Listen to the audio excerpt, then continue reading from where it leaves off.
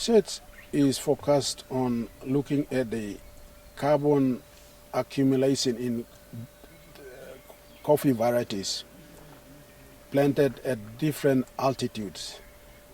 And my study will be looking at how much carbon is sequestered or is absorbed through the process of photosynthesis, taking carbon dioxide from the atmosphere and fixing it in the coffee plant. And how does it do it at different elevations? We have three components. We have a baselining, we're looking at the governance, and we're looking at the capacity building of communities. We've been trying to see if we could create an alternative income stream for the coffee growers, but at the same time trying to address the problem of climate change. Some shade trees, which Maui will be using, some fruit trees like mango, we will use that as the windbreaks at the edges of the coffee plots.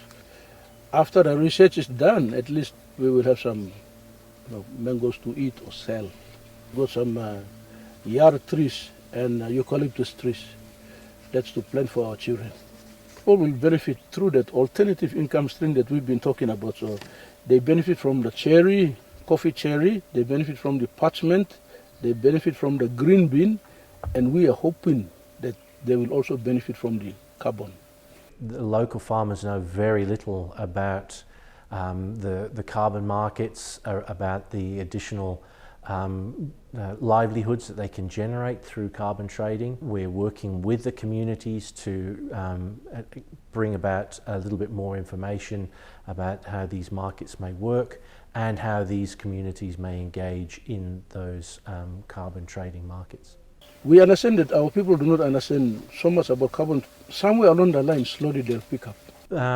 Coffee is one tree crop that's grown in Papua New Guinea. There are a range of other tree crops that would actually, under the Kyoto Protocol, would be considered crops that are viable for carbon sequestration and carbon trading.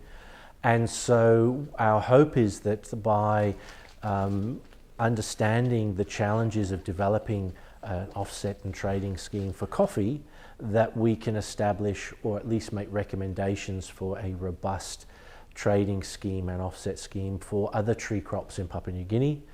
Our work is focused in one location in the Eastern Highlands where most coffee is grown, so we would also like to see other activities expand out to other parts of the Papua New Guinea to see whether or not the same rates of carbon accumulation occur in coffee grown elsewhere. We also see that there is benefit within the Pacific for other communities involved in agriculture where there are tree crops involved.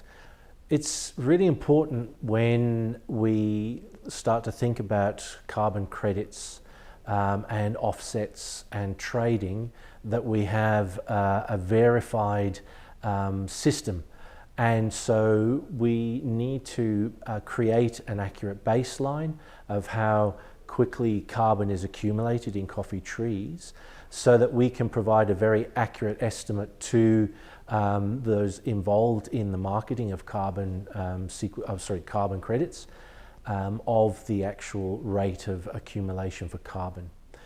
We work very closely with the measurement and the verification team so that the information that they're collecting is actually is well aligned with the information requirements for trading and for verification of credits.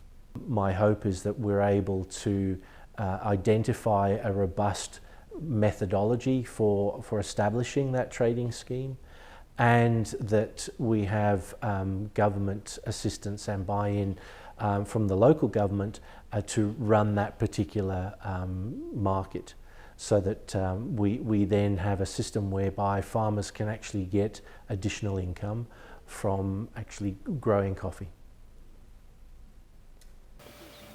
The major outcome will be that there will be increasing number of farmers participating in the coffee carbon trading scheme.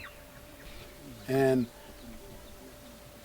ultimately you will have more income coming from coffee, and as a result, it will improve the lives of people who depend on coffee.